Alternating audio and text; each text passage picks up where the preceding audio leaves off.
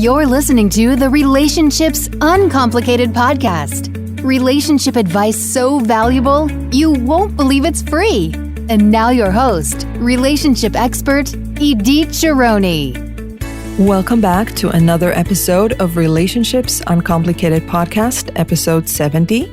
I'm your host, Idit Sharoni, and today I'm sharing about intrusive thoughts after infidelity and how to help your partner get past the triggers.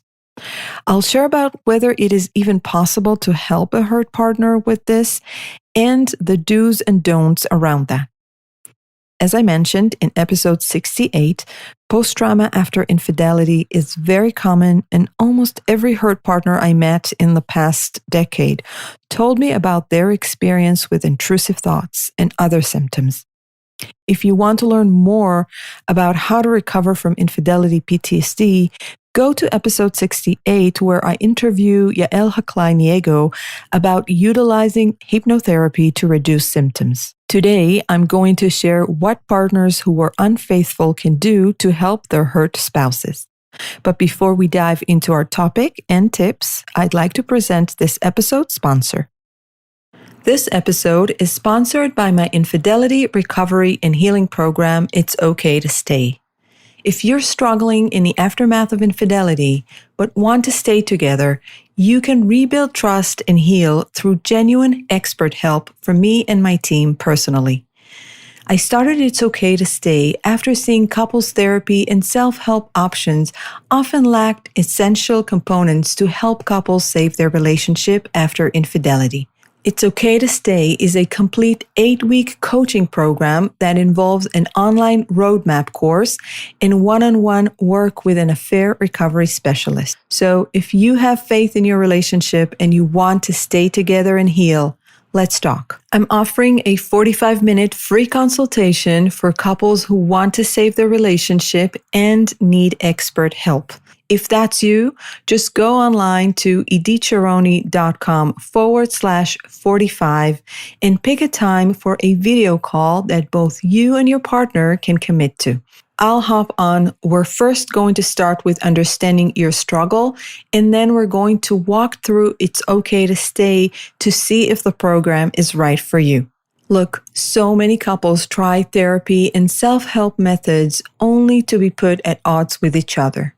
But that doesn't have to be you. With expert help, It's Okay to Stay will give you the clarity that you need to understand each other, to heal, and to find a path forward past infidelity. So again, all you have to do to book your free consultation is to go to iditsharoni.com/45.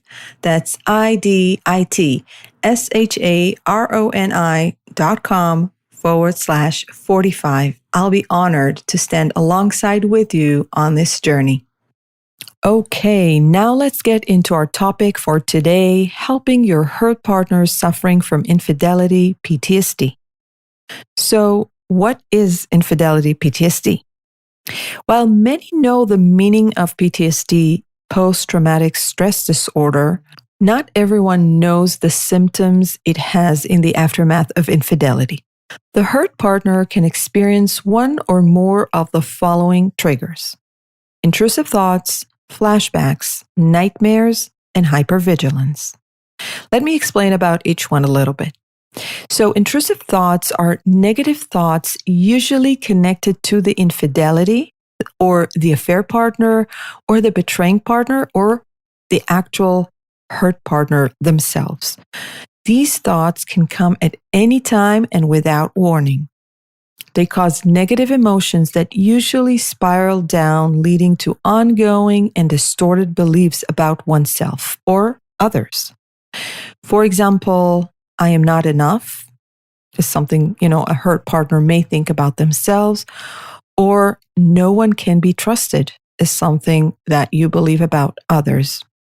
And in some cases, as stated in the American Psychiatric Association website, post-traumatic stress symptoms include distorted thoughts about the cause and the consequences of an event leading to wrongly blaming self or other, ongoing fear, horror, anger, guilt, or shame, much less interested in activities previously enjoyed, feeling detached or estranged from others, or being unable to experience positive emotions, a void of happiness or satisfaction. Now, when I speak to my clients in the aftermath of infidelity, they mostly talk about intrusive thoughts and flashbacks. Now, with flashbacks, you'd think that they are restricted to those who actually witnessed the traumatic event, like walked into something or actually watched something.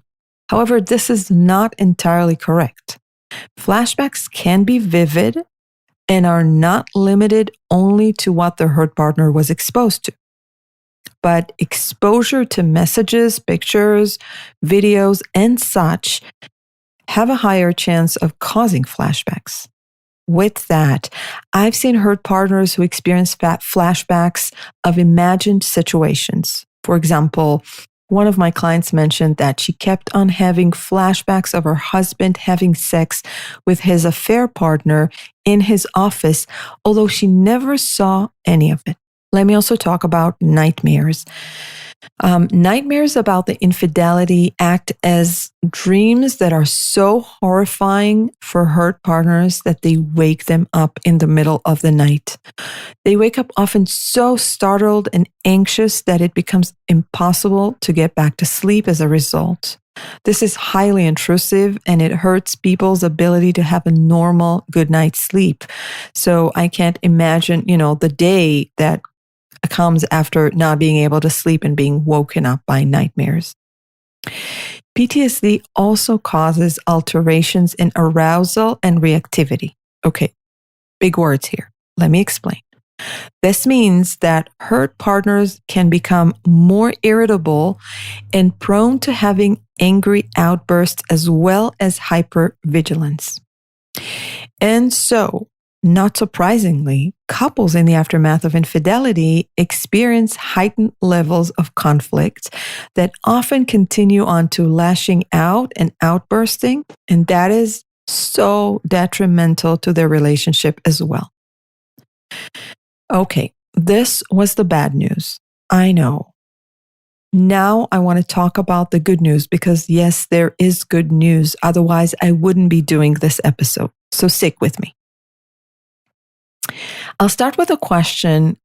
Can partners who are unfaithful actually help their hurt partners with PTSD, or should they leave it to a professional? In episode 63, I talk at length about who can help you heal after infidelity, and I definitely recommend listening to this episode, and I'll link to it in the show notes. But in short, I talk about, yes, it is possible and sometimes even recommended to individually work with a therapist that specializes in trauma. And many times this is very, very helpful. But it wouldn't be the first thing that I recommend as dealing with this. But I still recommend listening to this episode because I talk about it at length and explain why I think that. In any case, if we're going back to our question, can partners who were unfaithful actually help their hurt partners with PTSD? The short answer is yes. Unfaithful partners can and should be helping their hurt partners with overcoming infidelity PTSD. And I will tell you the do's and the don'ts on how to do that in a second. But before we do that, I need you to understand something really important. Symptoms of PTSD are normal in the immediate aftermath of infidelity. They tend to become less frequent and less intense as the couple actively heals. Right? Makes sense. I say, by the way, actively heals because healing happens in the presence of tending to the issues instead of ignoring the pain and hoping time will heal. So when couples, and specifically unfaithful partners, take an active role in their spouse's healing and become the warriors for their relationship, this is when we see more healing and less trauma residue. I hope that makes sense. So if the couple goes through the stages of healing and trust building together, remorse exists and is being actively expressed and repair is happening, then PTSD symptoms will naturally reduce. That being said, sometimes PTSD is more stubborn and doesn't just go away, even though the couple has been working really hard to heal. In that case, that's where, a trauma specialist comes into the picture and definitely is going to be in need. Now, I talk more about this in episode 63, so you're welcome to listen to my interview with one of my practice experts, Yael, who specializes both in affair recovery, but she's also a board-certified hypnotherapist. And she helps our hurt partners reduce their trauma symptoms through hypnotherapy. In any case, I'll link to this episode in the show notes, and I really, really recommend listening to it. We also give some tips in the ends of some things that you can actually do.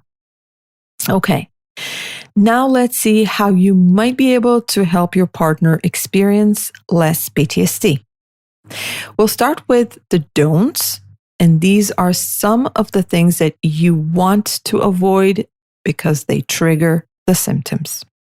So I'm going to walk you through each one of them. Number 1, don't get upset when your hurt partner is experiencing the symptoms. Now I'm going to read number 2 because these two are really connected. Don't tell your hurt partners there's something wrong with them and that they're overreacting. Now, these two are connected because they usually happen together, because what you'll experience is the hurt partner might be really sad, might be crying uncontrollably, might be lashing out at you, and that's not a typical reaction that you see, even if it is, by the way. Then immediately you might think, okay, this caused something really, really bad, so there must be something wrong with them. Or you would think that they're just overreacting, and then you get really upset. And your reaction actually triggers more of that trauma because they think there must be, remember those thoughts of, I'm not enough, there must be something wrong with me, I'm not well, and I'm overreacting. Or they're going to think that, okay, here I am now alone in this. I have to figure out a way to feel better so I can be normal to you. So I'm alone in this. And it creates a chain of reaction that actually makes things worse, makes them experience even more trauma. So these two. Now let's talk about the third one, which is don't share trickle truths because it's re-traumatizing. So anytime you choose to give part of the story, trust that more of it will be revealed. Or sometimes you decide to share some of the infidelity story, and then all of a sudden you decide to share more of it. Each time you do that, you are re-traumatizing your partner and you're causing them to go back to square one. And I would even say worse than square one because it's now with even less trust and more trauma. So I highly recommend you do not do that. And I will talk to you more about what to do instead. Number 4, don't leave an opening for the affair partner to contact you or resume connection.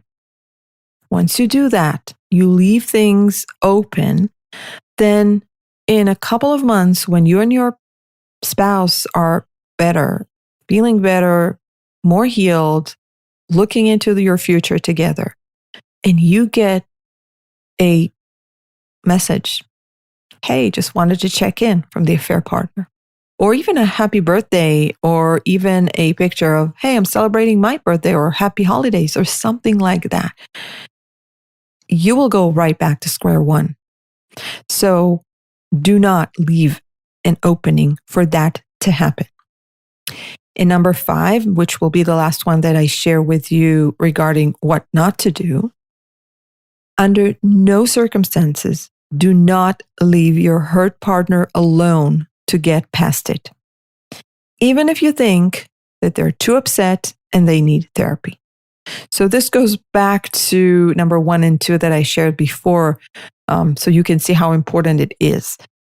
This one talks about not leaving your partner alone in the rink to fight for the relationship, because they won't be able to do that. You need to be in the rink with them and probably fight harder than they should. And that's my message about that. Okay. Now that you know about what not to do, let's talk about what you can do. So here are the do's. There are 3 of them. And I'll start with communicate. So when I talk about communicate, I want you to describe what you think your partner is experiencing. And you can say something like, I see how deeply hurt you feel right now. Then I want you to make sense of their feelings, the intensity under the circumstances. And let me stop for a second to put some stress on the intensity. When you underplay your partner's feelings, you're basically not doing the right thing, because if you see your partner being very sad, crying hysterically, and you say, you look a little sad, then, this might be more comforting for you to say, but you're actually denying their real feelings, because they're not a little sad. They're extremely sad. Okay, so I always say, when you describe your partner's feelings, you can be wrong, but do not underplay. Do not say that they're experiencing something less than what is actually being presented to you. It's always better to be wrong, on the other side of it, and say you're extremely sad, and then get no, I'm just, a little sad. So match the intensity, okay? Make sense of their feelings under the circumstances. And you can say something like, you're so sad and worried, and that makes perfect sense. I'd probably feel the same way if I was betrayed, like that. So make sure that you do that you describe what you see instead of ignoring it or making your partner feel guilty for feeling really shitty about this, Number 2, be transparent. Now I'm going back to the trickle truths, okay? So instead of trickle truths, just tell your partner what was going on in one time. Yes, you'll be taking a risk of, being seen worse than you're willing to. But if you don't, and more information is revealed, and trust me, truths have a very amazing way of being revealed, then you'll be seen as even worse, and your partner will experience increased trauma symptoms. And believe me, it's absolutely not worth it. Just tell the whole story, say it in one time. If there's more that you forgot to say, then please say it right after. Do not come to your partner a month after and say, well, I have one more thing to tell you, actually. Or do not let your partner find out things and come to you. This is destructive, and so hard to come back from.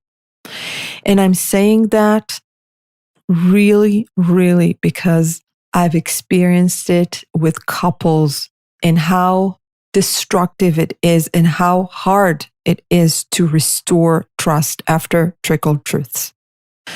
Okay, I think you understand how I feel about this as a therapist. All right, let's talk about number 3, and that'll be the last one, the last do. Stay present when you're pushed away. And I know that this one is kind of an oxymoron, right? You're pushed away, so you normally You would think, I need to give my partner their space at that moment. And this is what most people do. When you're pushed away, when somebody tells you, get away from me right now, I don't want to see you, then normally you would turn around and go and leave them, right? I'm not saying that's absolutely not what you're supposed to do, but I want you to think for a second before you do that, because usually that comes from your own sense of rejection.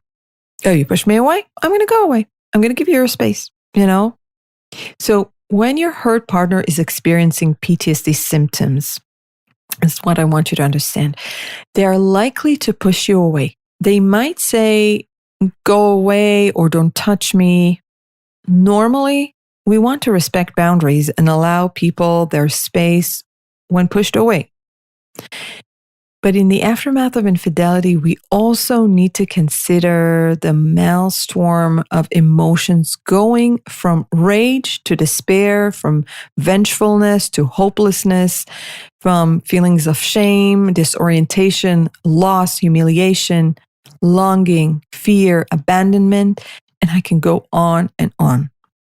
What we're noticing is a common situation in the crisis phase is the presence of conflicting emotions, sometimes happening at the same time, like leave, don't leave.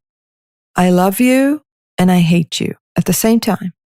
Hold me, don't touch me and get away from me. I want to stay with you. I'm not sure what I want. Does that happen to you or to your partner? If you're not sure, ask your hurt partner if they're experiencing conflicting emotions regarding you and the relationship. That can explain a lot. Now, this was really important that you understand that. So make sure you first ask, is this happening to you? Are you experiencing that at the same time? If you get a yes, then you know what's going on with your partner probably when they push you away.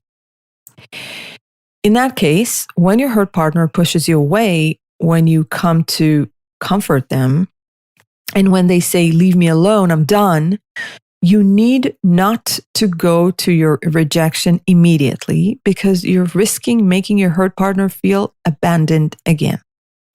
Instead, see how you might be able to stay present for them. Now, in my work with couples who want to stay together, heal, rebuild trust after infidelity, one of the things we work on is exactly this. I give the unfaithful partner tools on how to stay present, how not to withdraw when feeling rejected, and how to go from their shame to a place where they're less paralyzed and more actively helpful to their hurt partner. I also work with their hurt partner on how to express their pain when in crisis or not.